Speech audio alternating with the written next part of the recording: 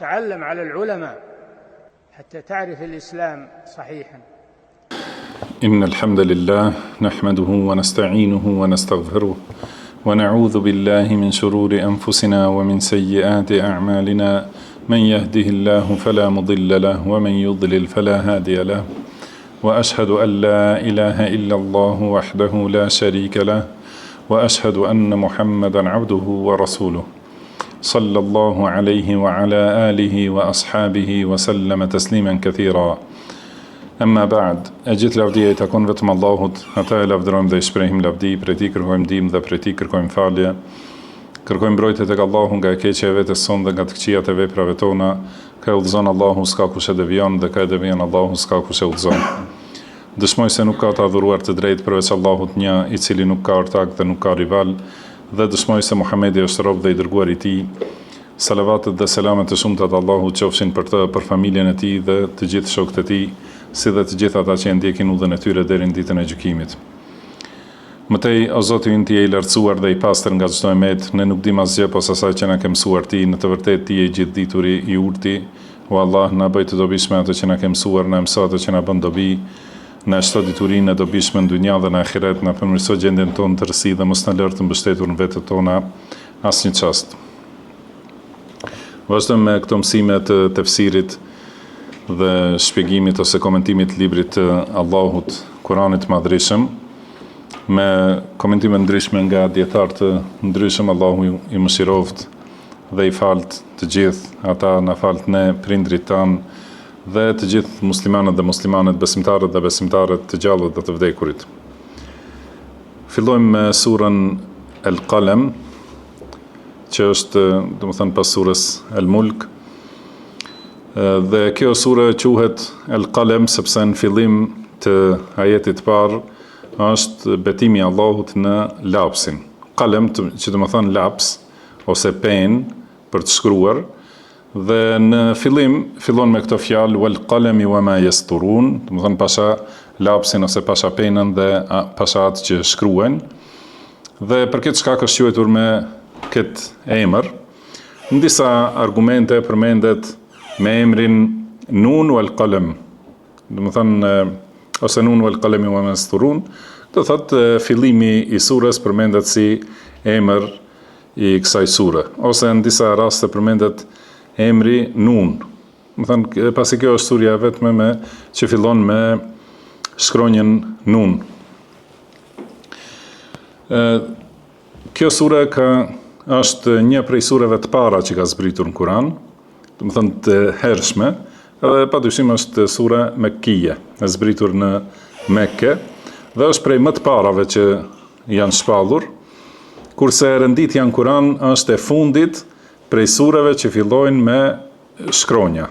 Më thënë, pasi e dini si fillojnë disa sure, Alif Lam Mim, Alif Lam Ra, Sad, Qaf, e kështu me radhë. E fundit prej këtyre sureve është surja El-Qalem. Dhe, do më thënë, për këtë shkak, si thamë, është prej të parave që janë shpallur, dhe është sure e Mekkes, pasi përmendet, do të thënë, për secilën sure, a është sure Mekkije që ka zbritur në Mekke ose para hijretit, apo është Medenije që ka zbritur pas hijretit. Dhe padyshim ka disa prej dietarëve kanë thënë që ka ixhma se kjo është sure Mekkije.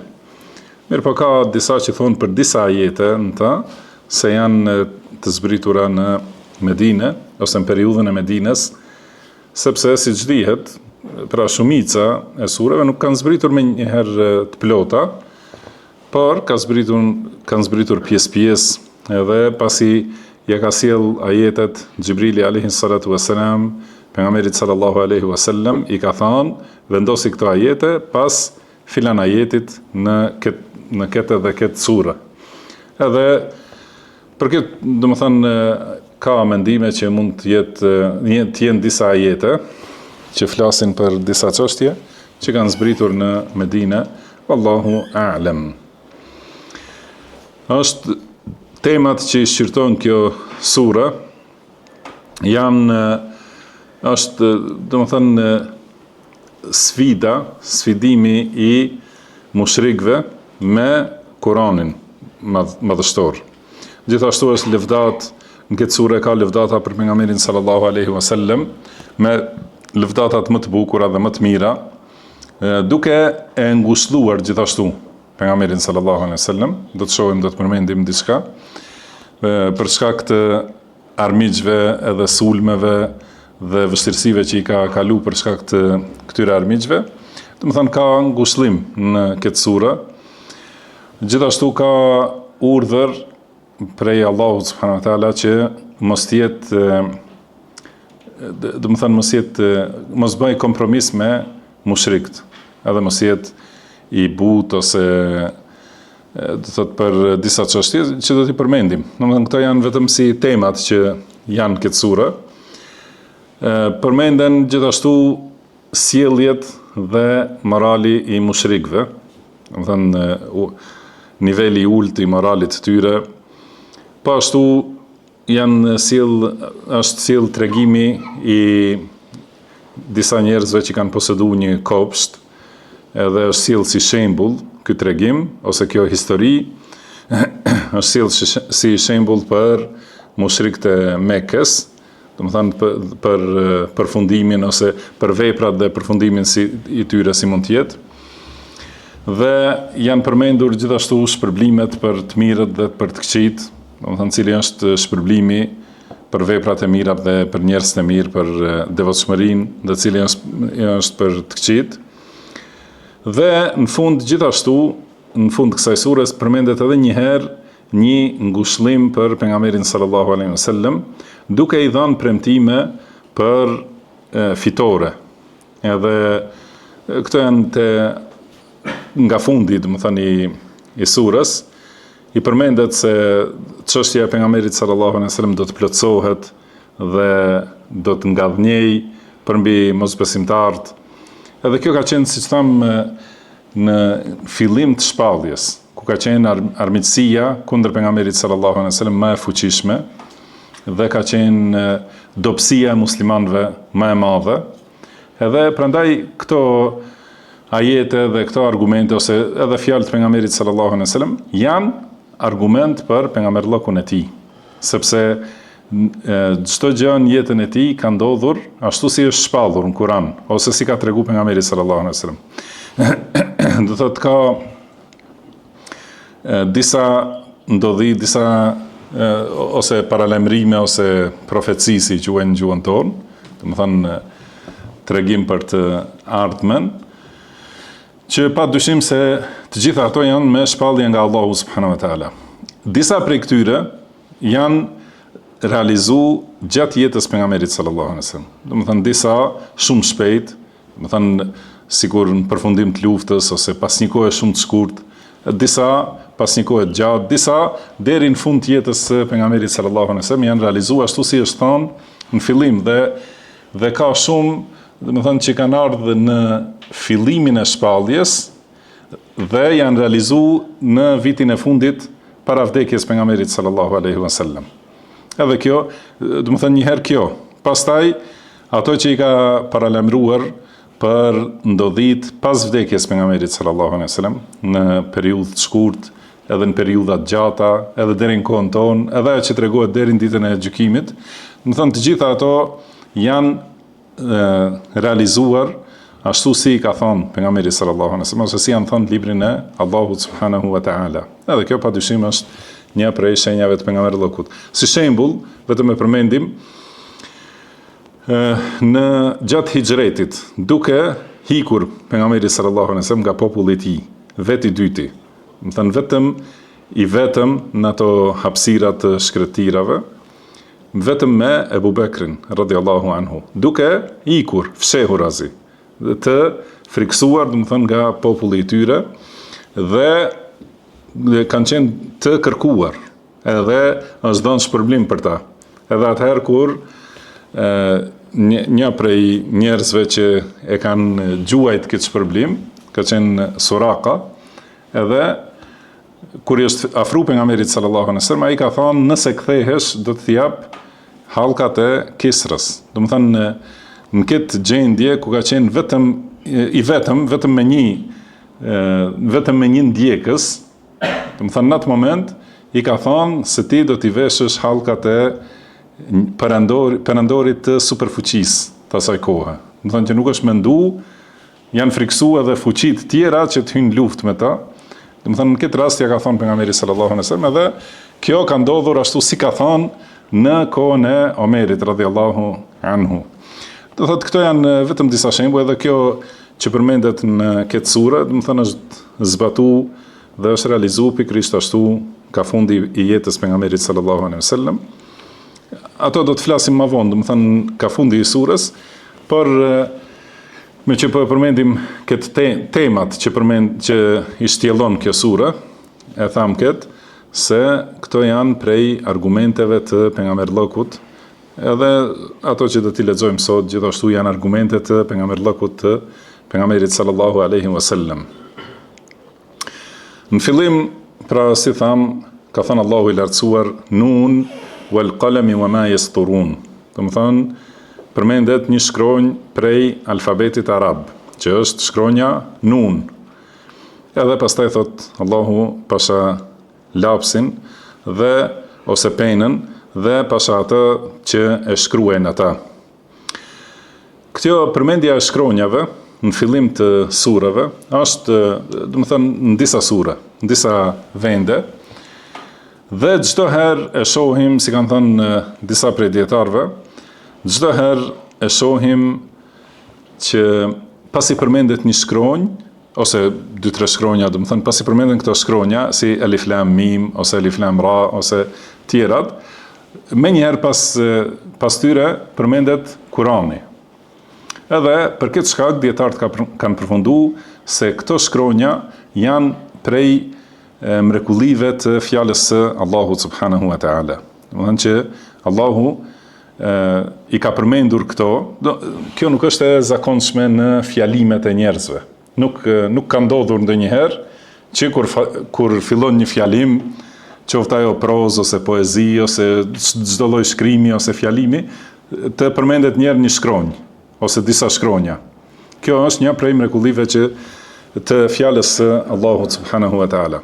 Dhe njëkohësisht kanë thonë se është përmendje dhuntisë që ja ka dhuruar Allahu subhanahu wa taala njerëzve, që u ka mundsuar këto shkronja, që janë të lehta për t'i nxjerrë, për t'i artikuluar, dhe me to njerëzit formojnë ide ose emocione, ose kërkesa, do të thënë e formojnë fjalimin me këto shkronja, që kjo është dhunti vetëm që e dhuruar nga Allahu subhanahu wa taala. Nuk ka mundësi, do të thënë i shohim krijesa të tjera, nuk mund nxjerrin shkronja. Edhe këto shkronja ose këto tinguj, do të thënë që i quajmë shkronja, Allahu na ka mundsuar që t'i shqiptojmë, t'i radhisim, edhe të shprehim me ato shkronjë, do të thënë me ato grumbuj të shkronjave, të shprehim ide edhe ti tregojmë emocionet ose dëshirat ose kërkesat, do thot me fjalimet tona. Ky prapë është për kujtim, do të thënë për njerëzit që ti dinë dhuntitë e Allahut. Tjetër është sfidë për mushrikët, mosbesimtarët në lidhje me Kur'anin. Sepse, si thamë, të gjitha surët ku fillojnë me shkronja, pas tyre vjen përmendja e Kur'anit. Edhe kjo është shenjë se Kur'ani është i mbushur ose i shprehur me këto shkronja që edhe ju i përdorni. Do të thënë sillni diçka me ato shkronja, do të thënë me materialin e njëjtë po punojmë, do të thënë sillni ju një renditje ashtu si ka fol Allahu subhanahu wa taala, dhe këtë nuk ka deri ditën e sotme dhe deri në ditën e gjykimit asnjëherë askush nuk do të mund t'i përgjigjet kësaj sfide. Siç e dini është në ajete, do të thënë le të sillin një sure ose le të sillin 10 ajete ose një ajet si ajo që ka thënë Allahu subhanahu wa taala, por plus edhe në fillimet e këtyre sureve përmenden këto shkronja dhe përmendet Kurani. Do të thënë pra Kurani Allahu ka fol me fjalimin e tij, duke i sjell njerëzve, do të thënë këtë me shkronjat që i përdorin. A mund ata të formojnë diçka të tillë, nuk munden. Kjo është kështu në të gjitha surat, përveç surës Maryam, edhe surës Al-Qalam, do thotë nuk përmendet drejt për drejt Kurani. Pra përmendet në surën Baqara, Alif Lam Mim, Dhalikal Kitabu la rayba fihi, do të thonë pasi përmenden këto 3 shkronja Alif Lam Mim, thuhet ky është libri në të cilin s'ka asnjë dyshim dhe është udhëzim për të devotshmit. Në surën Ali Imran, Alif Lam Mim, Allahu la ilaha illa huwa al-hayyul qayyum, do të thonë pra janë përmendur këto 3 shkronja, është përmendur tauhidi, se Allahu është ai përveç të cilit nuk ka të adhuruar me të drejtë, ai është i gjalli mbikëqyrësi, dhe me një herë ajeti tjetër, nazzala alayka al-kitaba bil haqq, do të thonë ta ka zbritur librin ty me hak, me të vërtetën. Në surën A'raf, Alif Lam Mim Sad fillon, pastaj kitabun unzila ilayka. Do të thonë ky është një libër që të zbritur ty nga Allahu, do të thonë. Në surën Yunus, Alif Lam Ra, tilka ayatul kitabil hakim, do të thonë këto janë ajetet e librit të urtë me mençurinë. Surën Yusuf gjithashtu, Alif Lam Ra, tilka ayatul kitabil mubin, do të thonë këto janë ajetet e librit të qartë. Në surën Ra'd, Alif Lam Mim Ra, tilka ayatul kitabi walladhi unzila ilayka min rabbika al-haq. Do të thonë këto janë pra pasi përmenden 4 shkronja, Alif, Lam, Mim dhe Ra. Edhe atëherë thot me njëherë, këto janë ajetet e librit. Dhe ajo që të zbritur nga Zoti yt është e vërteta. Në surën Ibrahim, po ashtu thot Alif Lam Ra, kitabun anzalnahu ilayka litukhrija an-nasa min adh-dhulumati ila an-nur. Do të thonë pra Alif Lam Ra, ky është libër që ta kemi zbritur që t'i nxjerrësh njerëzit nga errësirat në dritë. Pastaj në surën Hijr thot Alif Lam Ra, tilka ayatul kitab, tilka ayatul kitabi wa Qur'anin mubin, do të thonë pra këto janë fjalët e Allahut ose ajetet e librit dhe Kuranit të qartë. Do të thonë kështu është në të gjitha Qaf wal Qur'anil Majid, do të thonë pasi përmendet shkronja Qaf, në disa raste, do të thonë në disa sure është siç e pam, flitet për Kuranin, ky është Kurani. Në disa sure përmendet shkronja dhe ka betim në Kuranin, si është në surën Qaf, tilke Qaf wal Qur'anil Majid, do të thonë pasha Kuranin e madhrishëm, pra Allahu subhanahu wa taala betohet në fjalën e tij madhështore. Dhe kështu e gjejmë në të gjitha këto sure, përveç në surën Maryam edhe në surën Qalam. Në Qalam çka thot? Nun wal qalami wama yasturun. Do të thonë pasi përmendet shkronja Nun, është betim nga Allahu pasha lapsin penën dhe atë të cilën e shkruajnë. Edhe për këtë kanë thënë disa dietarë se ajo që shkruhet në radhë të parë është për qëllim Kuranit. Do të thonë kur Allahu betohet në diçka, tregon madhështinë e asaj për të cilën betohet, sepse Allahu subhanahu wa taala krijuesi i çdo gjëje betohet në atë që do ai, betohet në veten e tij madhrishme, betohet në fjalët e tij që janë cilësi e tij, edhe betohet gjithashtu në krijesa që ai ka krijuar. Edhe këtu ka thonë është betu Allahu në lapsin, që tregon se lapsi ka ose pena, do të flasim më vonë, po do të thonë prej tefsirit është se wama yasturun, ajo që e shkruajnë, do të thonë edhe ky është betim për në diturinë që njerëzit e shkruajnë, fjalët që i shkruajnë, do të thonë se kjo ka pesh, sigur ju që jeni duke shkruar, është Allahu që betohet në këtë vepër të njerëzve që merren me dituri, edhe kuptohet më e madhja prej gjitha këtyre është shkrimi i Kuranit. Po ashtu e kanë përmendur se kjo është një argument se Kurani do të shkruhet në libër, se ka zbritur si fjalë e dëgjuar. Do të thënë Kurani është i zbritur fjalë, nuk është i zbritur, do të thënë shkrim si Teurati, për shembull, që i ka ardhur ose Suhuf që i kanë ardhur disa pejgamberëve, i kanë ardhur shkruara, kurse Kurani ka zbritur i dëgjuar. Pra Xhibrili alayhis salam ja ka lexuar pejgamberit sallallahu alaihi wasallam dhe pejgamberi sallallahu alaihi wasallam ja ka lexuar sahabeve. Dhe i ka urdhëruar që ta shkruajnë. Gjithashtu, domethënë kur ka zbrit, është shkruar në tokë. Edhe më vonë, pas vdekjes pejgamberit sallallahu alaihi wasallam, është mbledhur në një libër, është i shkruar në një libër. Gjithashtu, kam thënë edhe kjo është informim për të ardhmen. Prandaj, domethënë i bie se edhe në surën Qalem, pas përmendjes shkronjës, bëhet fjalë për Kur'anin madhështor. Përveç në surën Maryam, atëherë, domethënë këtu thot Kaf ha ya ain sad. Dhikru rahmeti rabbika abdahu Zakaria. Domethënë më njëherë fillon të përmendet, pra përmendja e mëshirës së Zotit tënd për robin e tij Zakarian alayhi salatu wassalam. Vetëm këtu domethënë duket sikur nuk është përmendur Kurani. Mirë po, edhe nëse analizojmë, fjala dhikr është prej emrave të Kuranit. Edhe kuptohet përmendja e kësaj mëshire është në librin e Allahut. Domethënë atëherë bie se në të gjitha surrat që fillojnë me këto shkronja përmendet Kurani dhe nuk është sikur thon disa se janë emrat pejgamberit sallallahu alaihi wasallam. Domethënë kjo është një prej, sidomos sufit, domethënë përkrajnë këta, sigur Yasin, si vazhdon, wal Qur'anil Hakim. Domethënë pasi përmenden dy shkronja, ja dhe sin. Thot Allahu pasha Kur'anin e urtë. Do thotë këtë thonë se është Yasin prej emrave të pejgamberit sallallahu alaihi wasallam, si është si thirrje. Kjo nuk ka ndonjë bazë. Edhe gjithashtu Taha, po kjo është shumë e njohur, se është prej emrave të pejgamberit sallallahu alaihi wasallam, por nuk është e vërtetë. Edhe këtu kur ta shohim Taha ma anzalna alayka al-Qur'ana litashqa.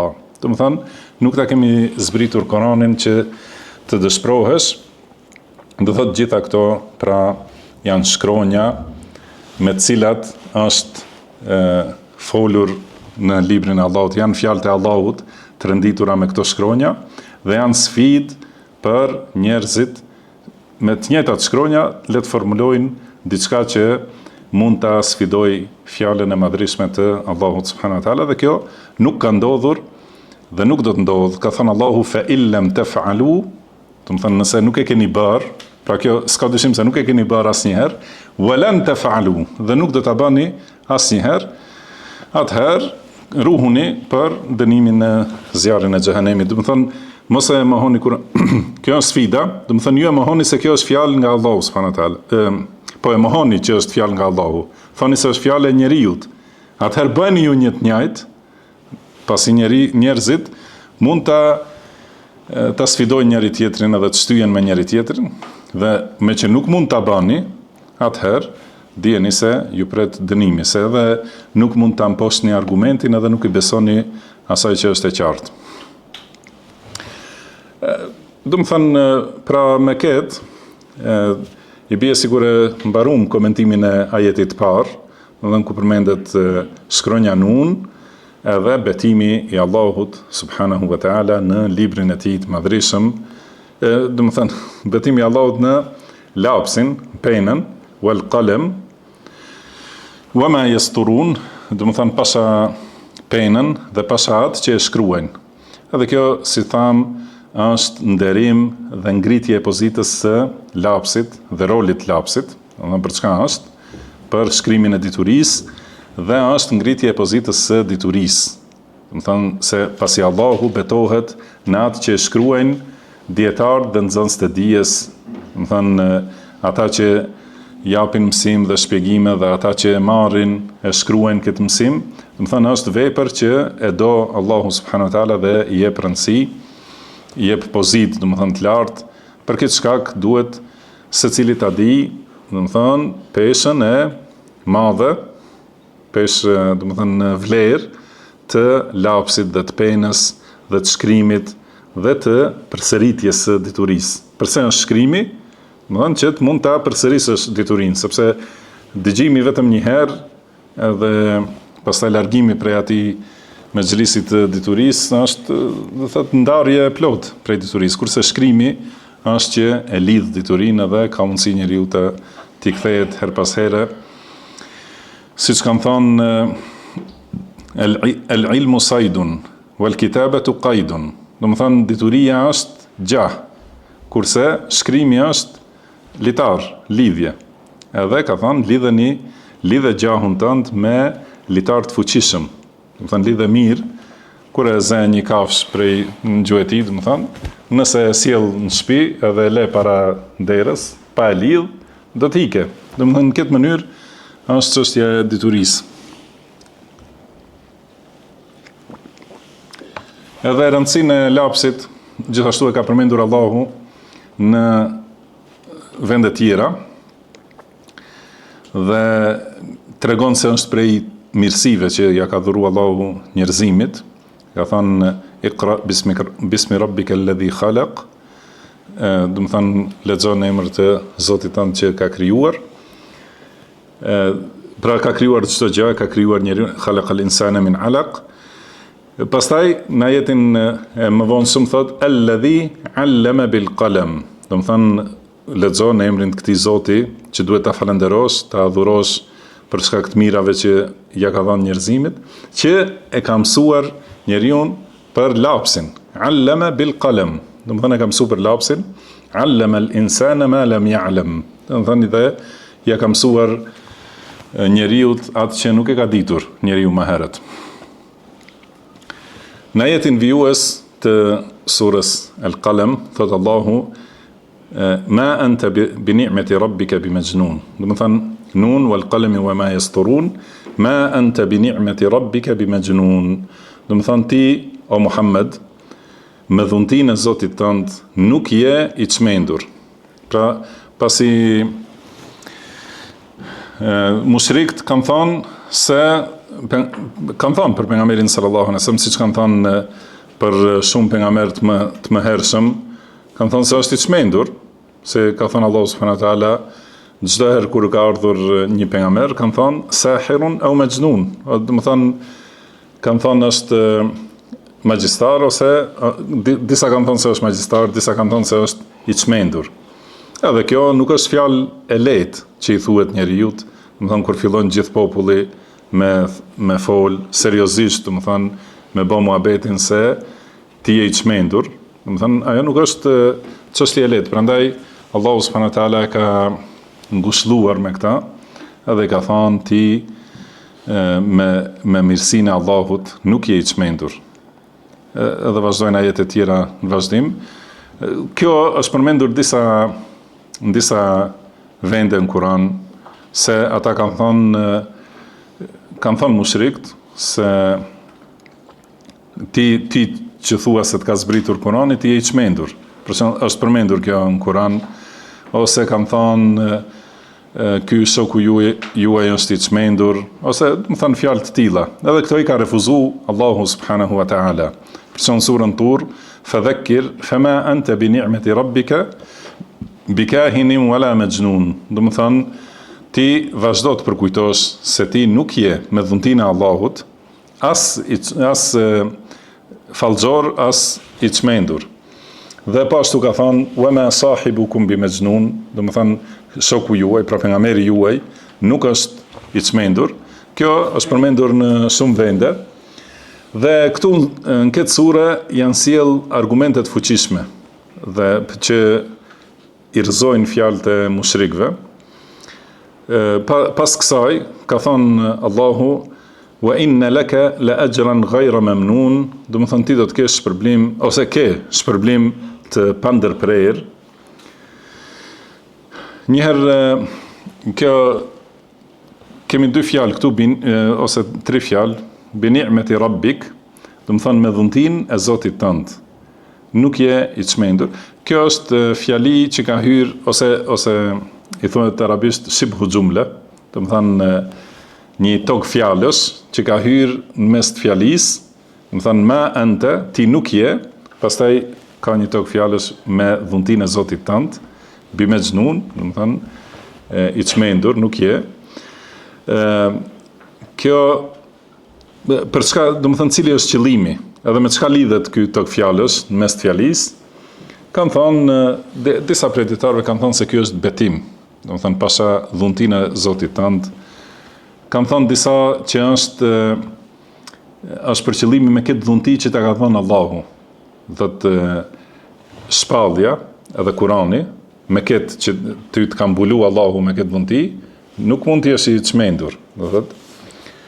Por mendimi Allahu alem, domethënë këto janë mendime në shpjegimin e fjalës, pa ajo që duket sikur më afërt është, domethënë kjo fjali tregon shkaku. Domethënë ti për shkak të dhuntisë së Zotit tënd nuk je i çmendur. Domethënë kjo është mirësi që ta ka dhënë Allahu, që nuk je larg prej asaj akuzat që ta mveshin, që ta ngjitin. Dhe pas këtij ngushëllimi, vjen ngushëllimi tjetër, ose përgëzimi nga ana tjetër, njerë ngushëllim për, si thuhet, për fladitjen e zemrës, për shërimin e zemrës së thyer, dhe shtim i përforcimit me përgëzim për të ardhmen. Wa inna laka la ajran ghayra mamnun. Edhe ti ke shpërblim që nuk është i ndërprer asnjëherë. Edhe fjala mamnun, domethënë është ka disa komente çka është qëllimi. Qëllimi është domethënë ke shpërblim që nuk i ke borxh askujt. Domethënë pra nuk mundet dikush të bëj men, i thuhet arabisht. Men do thotë përmendja e të mirës që ta bën dikush. Kur ta bën një të mirë, thotë po unë të kam bërë kështu, të kam bërë ashtu. Pra ti ke shpërblim, pa këtë nuk ka mundësi askush prej njerëzve të ta përmende këtë ndonjëherë. Ose është për qëllim se e ke shpërblimin që nuk do të përmendet për të rëndu. Ose është për qëllim, do thotë kuptimi i fjalës memnun, se nuk është i ndërprer asnjëherë, nuk do të ndërpritet shpërblimi yt, edhe nuk do të mangësohet. Yarhamukallah. Domethënë nuk do të ndërpritet. Edhe kjo është, e dini, si ka thënë pejgamberi sallallahu alaihi wasallam, kush thret në një udhëzim, e ka shpërblimin për veprën e tij dhe për veprat e të gjithë atyre që punojnë sipas atij udhëzimi deri në ditën e gjykimit. Edhe do thotë shpërblimi për veprat që i ka bërë pejgamberi sallallahu alaihi wasallam gjatë jetës së tij, padyshim se nuk i është mangësu edhe nuk i është ndërprer, mirëpo edhe pas vdekjes së tij nuk ndërpritet deri në ditën e gjykimit. Shtimi i shpërblimit. Dhe vazhdon shpërblimi edhe në ahiret. Domethënë, si ka thënë pejgamberi sallallahu alaihi wasallam, se një grup prej umetit tim do të vazhdojnë pranë rrugën e tij, rrugën e pejgamberit sallallahu alaihi wasallam deri në ditën e gjykimit. Nuk ndërpritet. Edhe përderisa ka një njeri që punon sipas asaj që ka udhëzuar ai, padyshim se ai është i pari që e merr shpërblimin për, domethënë, prej gjithë atyre që janë bërë shkak për vazhdimin e këtij udhëzimi.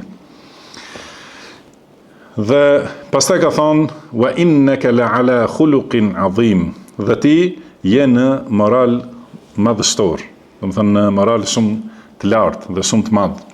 Dhe padyshim se edhe kjo është vazhdim i ngushëllimit dhe vazhdim i përmendjes së argumenteve, se nuk është i çmendur. Edhe kjo, prandaj kjo është shumë e rëndësishme ta kuptojmë lidhjen këto ajete.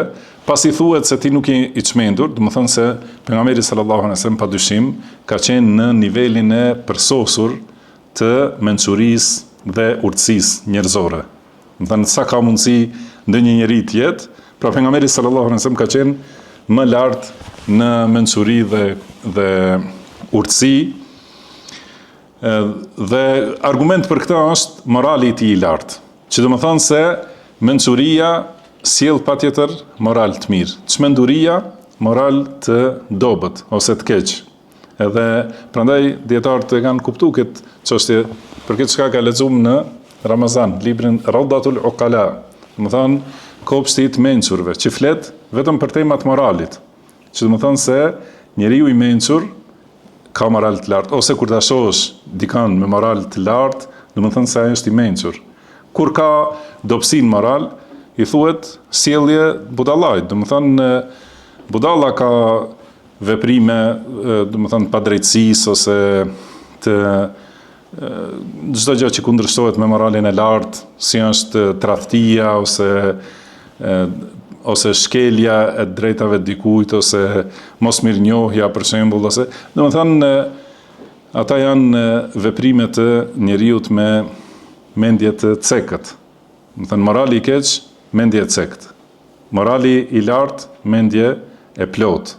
Edhe kundërta, kur është mendja e plotësuar dhe kuptimi i duhur, morali është i bukur. Për këtë shkak, dhe kundërta, do të thënë, nëse ka mangësi në mendje, nuk ka mundësi ta plotësoj moralin. Thotë, këto janë të ndërlidhura. Dhe i ka thënë Allahu subhanahu wa ta'ala, wa innaka la'ala khuluqin adhim. Ti je në moral madhështor, që e shohin mushrik, do të thënë e din, ata kanë dëshmu, edhe para shpalljes edhe pas shpalljes, edhe shumë vonë, edhe pas hijretit. Ebu Sufjani radiallahu anhu ka dëshmu, kur ka qenë armik i pejgamberit sallallahu alaihi wasallam, ka dëshmu se ai është njeri me moralin më të mirë në mesin tonë. Do të thënë, atëherë si ka mundësi ky njeriu me këtë moral të përsosur, të jetë i pamoralshëm ndaj Allahut subhanahu wa taala, ndaj Zotit, të lartësuar edhe të shpife për Allahun, edhe të gënjeje për Allahun, edhe të bëjë lufta, do të thënë në emër të Allahut, rrejshëm, si ka mund, do të thënë një njeri i moralshëm e bën këtë, ose një njeri i mençur, nuk e bën. Do të thënë, prandaj ky është argument që ju mushrik e dini se morali i pejgamberit sallallahu alaihi wasallam është i përsosur. Si i thoni se është i çmendur? Do të thënë, ky është qëllimi i argumentit dhe lëvdimi i moralit të pejgamberit sallallahu alaihi wasallam tregon për rëndësinë e moralit që duhet ta përvetsoj edhe të stoliset me ta secili pasuesi pejgamberit sallallahu alaihi wasallam. Edhe secili që pretendon se e do pejgamberin sallallahu alaihi wasallam duhet patjetër ta fitojë moralin e tij. Allahu e ka lëvduar në shumë vende moralin e tij, ka thënë fe bima rahmetin min Allahi linta lahum.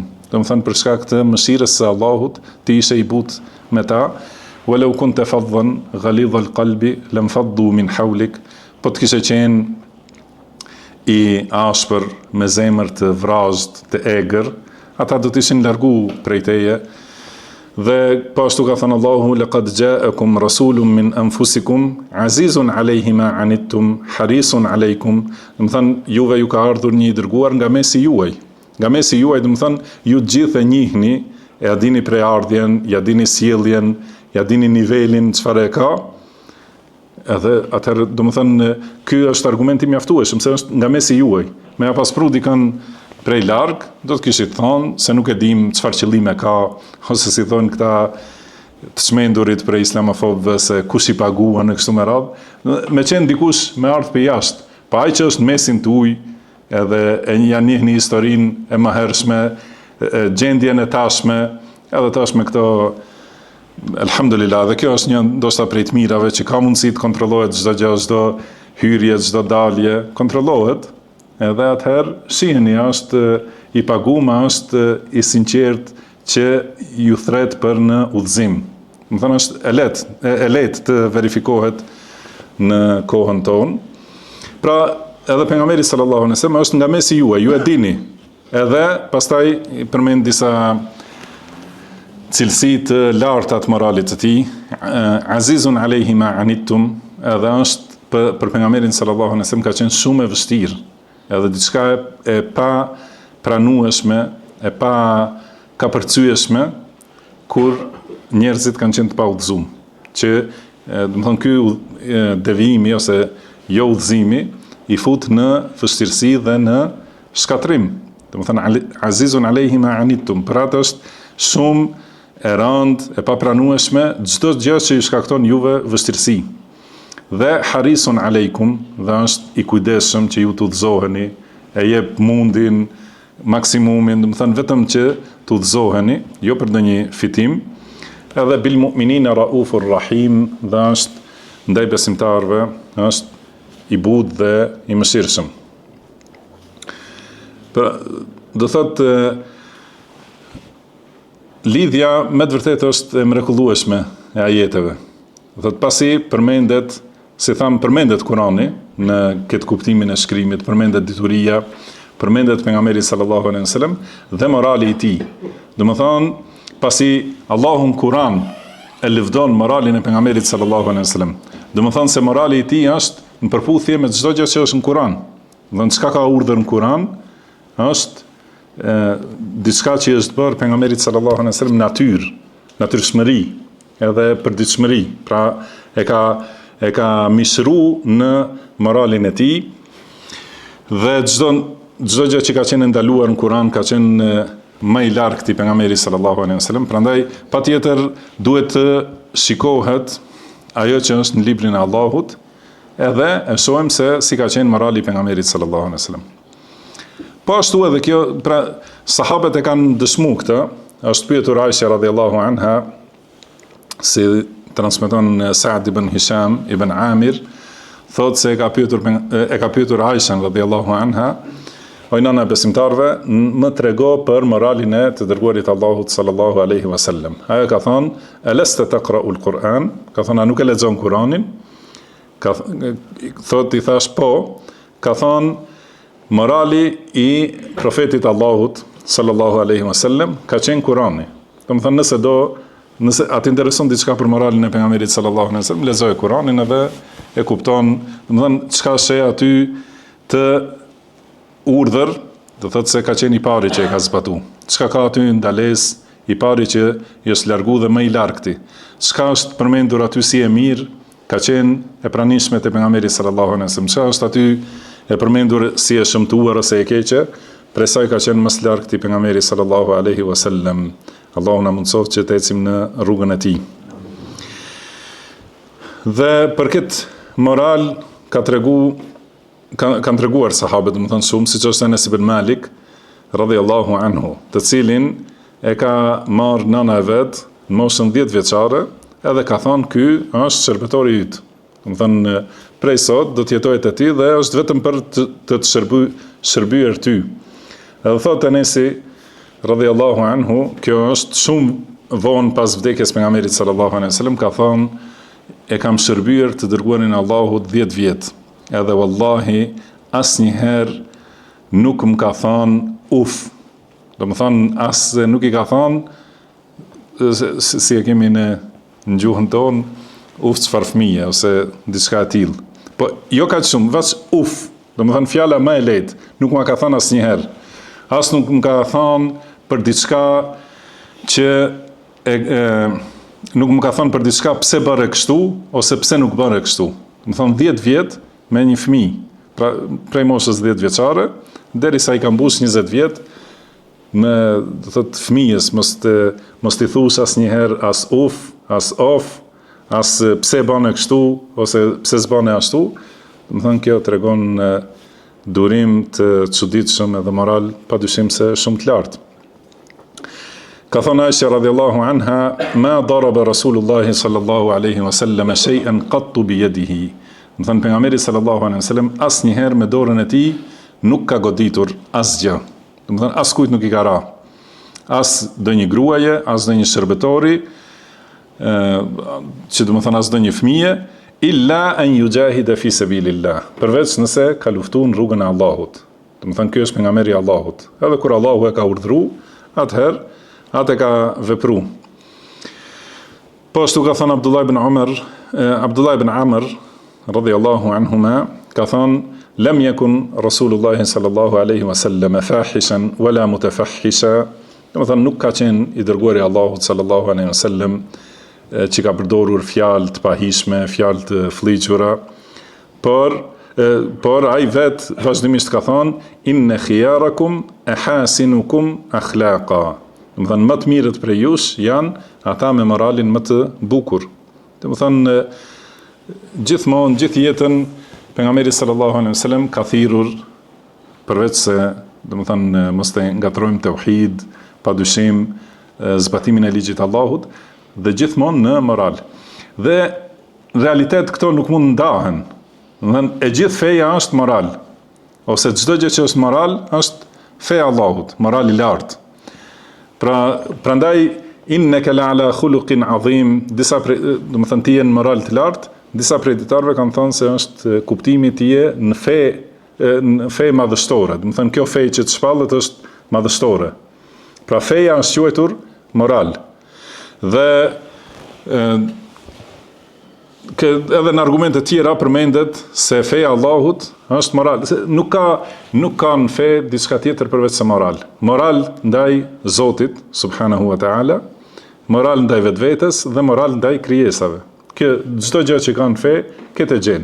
Morali i lartë ndaj Allahut subhanahu wa taala, cili është të veçohet me adhurim dhe mos adhurohet askush përveç atij subhanahu wa taala. Mos i shoqërohet askush në adhurim, mos bëhen ndërmjetës mes tij dhe Allah, do të thënë robi mos bëjë ndërmjetës mes vetes dhe Allahut, po ti lutet vetëm Allahut dhe gjithë adhurimin t'ia kushtoj vetëm Allahut. Ky është morali i lartë ndaj Allahut. Edhe urdhrat e Allahut ti pranoj me dëshirë edhe nënshtrim dhe lumturi për t'i zbatu urdhrat e Allahut dhe ndalesat e Allahut, do të thënë ti respektoj edhe të largohet prej tyre.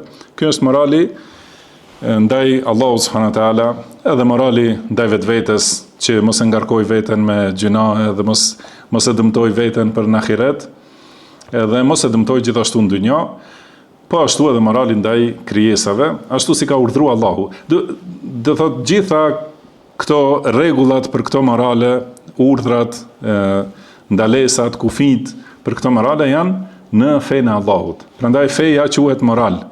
Pra pejgamberi sallallahu alaihi wasallam ka qenë në këtë fe madhështore dhe në këtë moral madhështor. Morali i tij ka qenë Kurani. Pra thot Aisha radhiyallahu anha, thot se kjo është feja dhe morali, nuk ka diçka, nuk janë të ndryshme. Prandaj mund të themi se gjithë thirrja e pejgamberit sallallahu alaihi wasallam ka qenë thirrje për moral. Sigur, këto që i tham, do të thonë moral ndaj Allahut, moral ndaj vetes edhe moral ndaj krijesave të Allahut subhanahu wa taala. Pastaj në ajetin tjetër ka thënë Allahu fasatubsiru wa yubsirun bi ayyikumul maftun. Do të thënë këto dy ajete, ajeti 5 dhe i 6, thotë, do të thënë ti do ta shohësh dhe ata do ta shohin se cili prej jush është i sprovuari. Do të thënë do ta shohësh ti, o Muhammed sallallahu alaihi wasallam, dhe gjithashtu do ta shohin mosbesimtarët e Kurejshve dhe do ta dinë me bindje shumë mirë, qartë, se cili është ai që është i sprovuar. Ky sprovimi, ky meftun, do të thënë cili është ai që është i kapluar nga fitnia. Cili është kuptimi i fitnes? Ka shpjegime të llojshme. Një prej tyre është, do të thënë, për çmenduri. Do ta shohësh ti dhe do ta shohin edhe ata vet se cili është i sprovuar me çmenduri. Cili është i çmendur i vërtet. Ktu, do të thënë, është ai që i thret për shpëtim në ahiret, apo ai që këmbgul patjetër të shkojë në shkatrim. Do ta shohë se kush ka qenë i çmendur me të vërtetë. Edhe ka dhënë një shembull pejgamberi sallallahu alaihi wasallam për veten e tij, sikur një njeri në një fushë të hapur që natën ndez një zjarr, edhe fillojnë insektet edhe fluturat të afrohen te ai zjarri dhe atëherë ai njeriu mundohet që t'i largojë, mos bien në zjarr. Edhe disa i largon, mirë po disa e kundërshtojnë, nuk e dëgjojnë urdhrin e tij edhe bien në zjarr. Kështu është shembulli pejgamberit sallallahu alaihi wasallam se ai që ec në rrugën e tij, ka thënë pejgamberi sallallahu alaihi wasallam, men ata'ani dakhala al-janna wa man 'asani faqad aba. Domthon kush mbindet mua, ec në rrugën e pejgamberit sallallahu alaihi wasallam, ai do të hyjë në xhennet. Dhe kush i kundërshton urdhrat e mia, ai refuzon të hyjë në xhennet. Ai nuk do me hyjë në xhennet. Domthon këtu është çështja që e refuzon hyrjen në xhennet dhe këmbgul të shkojë në xhehenem. Dhe në ahiret do ta shohë se kush ka qenë i çmendur, kush ka qenë trushpëlar, do të thonë si shkruajnë nëpër komente dhe flasin nëpër media, kush është ai që e ka trurin e shpëlar, ai që do t'i nënshtrohet Zotit të botës subhanahu wa taala, edhe t'i japë përparësi adhurimit të Zotit të lartësuar para çdo gjëje tjetër. Momb, do të thonë ata janë krejtësisht çështje tjera të dunjas, kurse adhurimi dhe nënshtrimi, dorëzimi ndaj Zotit të botëve, ajo është çështja parsorë. Edhe ky njeri e ka trulin e shpërlar, sipas disa tru shpërlarëve, kurse ai njeri që lufton për diçka që është nuk ka dyshim se do të ndërpritet. Thënë jeta e kësaj bote, askush nuk dyshon. Të gjithë njerëzit që jetojnë, edhe të mençurit edhe të çmendurit e dinë se ka fund. Mirë po, edhe lufton veç për atë, edhe kjo do të përfundoj. Atëherë, më thënë, në botën tjetër, do të shoh se kush ka qenë me të vërtet i çmendurit dhe me tru të shpëlarë dhe i manipuluar prej armiqve. Armiku numër 1 që është Iblisi. Shejtani, do të thonë, është armiku i vërtet i njeriut, dhe këta njerëz janë të manipuluar prej tij. Pra do ta shohësh ti dhe do ta shohin ata, cili është i sprovuari. Pastaj thot Allahu duke e përforcuar këtë, inna rabbaka huwa a'lamu biman dalla an sabilihi wa huwa a'lamu bil muhtadin. Do të thonë Zoti yt është më i dituri se kush ka deviju prej rrugës së tij, dhe ai është më i dituri për të udhëzuarit. Thot pasi u përmend kjo se do ta shohin njerëzit vet kush ka qenë i sprovuari i vërtet me çmenduri, gjithashtu e përforcon, do të thonë se Allahu është më i ditur në secilin moment, në çdo kohë, më i dituri se për njerëzit që janë të larguar prej fesë së tij, prej rrugës së tij, dhe më i dituri për të udhëzuarit. Përpara se të kalojmë kjo, do të thonë miku ta përmendi, do të thotë paraprakisht, edhe pse e thash në përgjithësi, kjo përmendje dhe ky vlerësim, kjo ngritje e pozitës moralit, do të tregon se secili njeri që është i interesuar me kërkimin e diturisë, ose secili njeri që e do sunetin e pejgamberit sallallahu alaihi wasallam, duhet patjetër ta përmirësoj, ta korrigjoj veten vazhdimisht në aspektin e moralit. Nëse do të jetë i ngjashëm dhe i afërt me pejgamberin sallallahu alaihi wasallam. Sepse ka thënë pejgamberi sallallahu alaihi wasallam, ditën e gjykimit më të afërmit me mua do të jenë ata që e kanë pas moralin më të mirë. Edhe ka thënë edhe për në dunja, më i dashuri tek unë është ai që e ka moralin më të mirë, dhe më të afërmit, do të thënë me pozitë në ditën e gjykimit, në ahiret, do të thënë më lart në xhenet, më afër pejgamberit sallallahu alaihi wasallam, do të jenë ata që e kanë moralin më të mirë.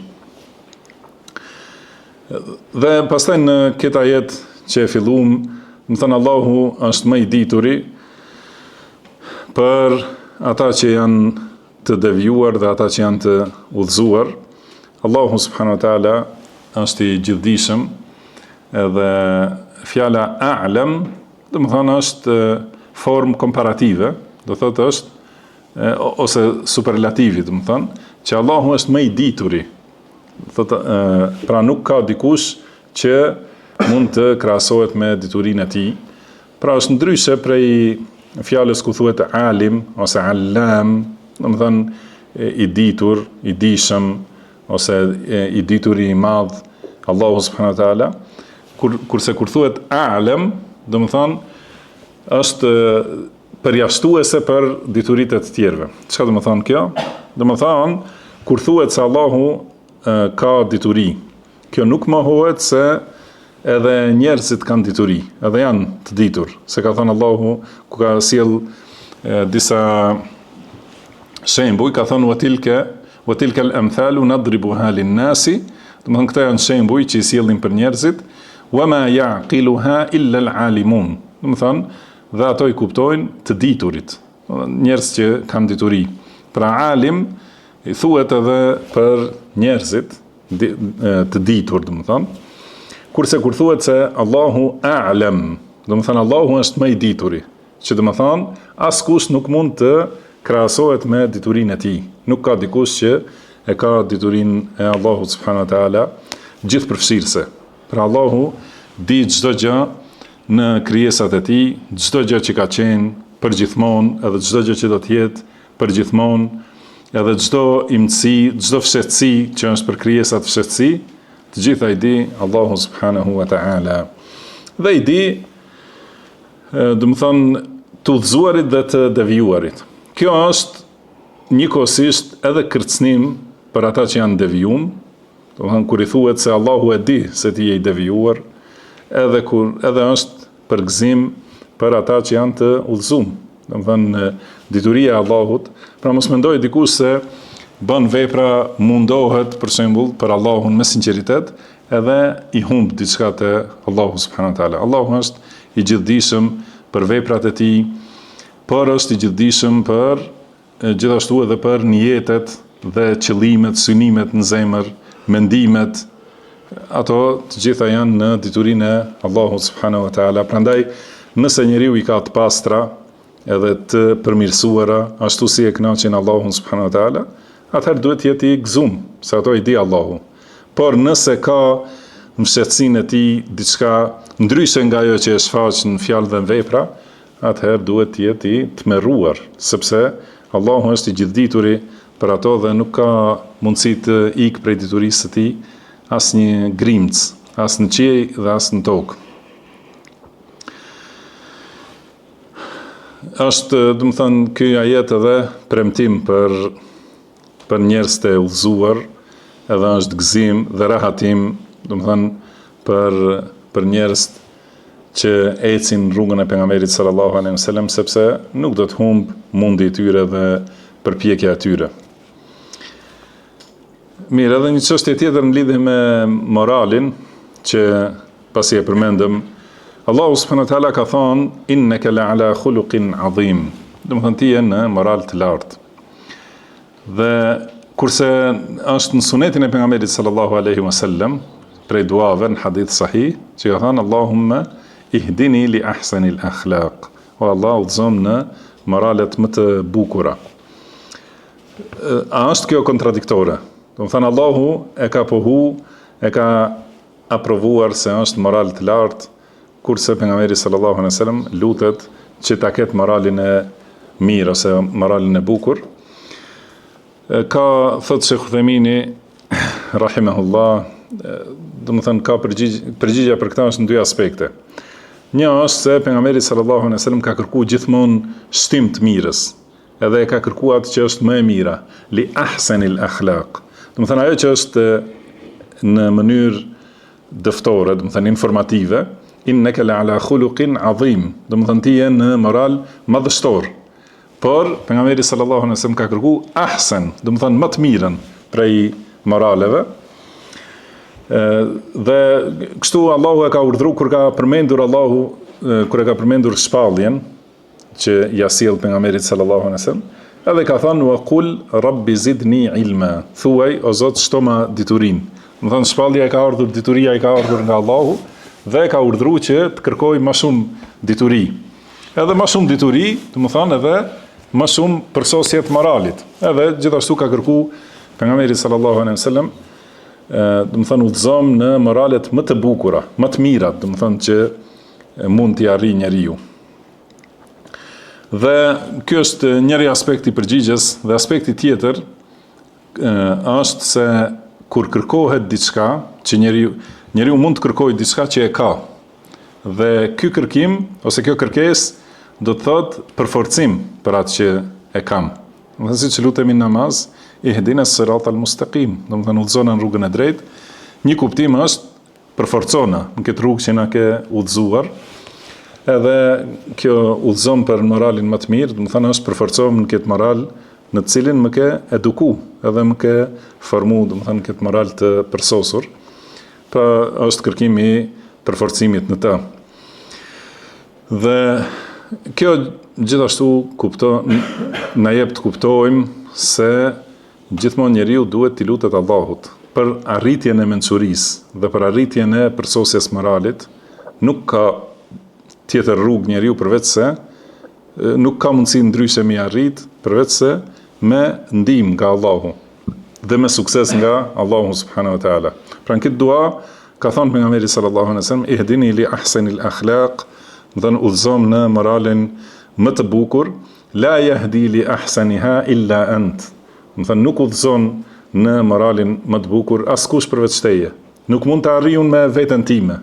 As nuk mundesh ti me thonë unë do ta bëj fëmin tim në moralin më të mirë dhe në rrugën më të drejtë. dhe patjetër ti dorëzohesh Allahut subhanahu wa taala krejtësisht, se vetëm Allahu mund ta udhëzojë kënd të doj në moralin më të mirë. Prandaj duhet ti kërkosh gjithmonë wasrif anni sayyi'aha, do të thonë dhe largomi moralet e këqija, la yasrifu anni sayyi'aha illa ant. Do të thonë se nuk mi largon të këqijat askush përveç teje. Do të thonë, prandaj njeriu kurse vrasësi te vetvetja ose durim të shkurt, do të thonë, edhe si thuhet eksplodim i shpejt, thuhet fitilin e shkurt, ka se shumë shpejt kur ndizet, me njerë më rrinë të shpërthimi, nuk duhet me thënë njeriu, unë e kështu jam, se kjo është edhe mendimadhësi me një aspekt, edhe vetëpëlqim, do të thonë, edhe është me një aspekt sikur nuk dëshiron që ti nënshtrohesh Allahut, edhe ta korrigjosh vetveten para Zotit tënd subhanahu wa taala. Duhet patjetër ta kesh parasysh se këtë mangësi që e ke, kush ka mundësi të ta largoj përveç Allahut subhanahu wa taala. As mos ti mbështetesh vetvetes, me thënë do të përmirësohem se unë di ose jam i fortë, por as mos me thonë unë kështu jam, nuk mund ndryshoj, sepse të dyja këto janë kuptime shumë të jo të hishme para Zotit subhanahu wa taala. Do të thonë nuk është moral i mirë para Allahut të lartësuar, por duhet gjithmonë njeriu të lutet Allahut, shikoni i dërguari i Allahut sallallahu alaihi wasallam. Kush ka mundësi të shtyhet me ta në moral? E ka bërë këtë dua. Më udhëzon moralin më të mirë, se nuk më udhëzon në ta askush përveç teje, dhe largomi moralet e këqija, se nuk më largon ato askush përveç teje. Mjaftojmë me kaq, wallahu a'lam. وصلى الله وسلم على عبده ورسوله نبينا محمد سبحانك اللهم وبحمدك أشهد أن لا إله إلا أنت أستغفرك وأتوب إليك وآخر دعوانا أن الحمد لله رب العالمين.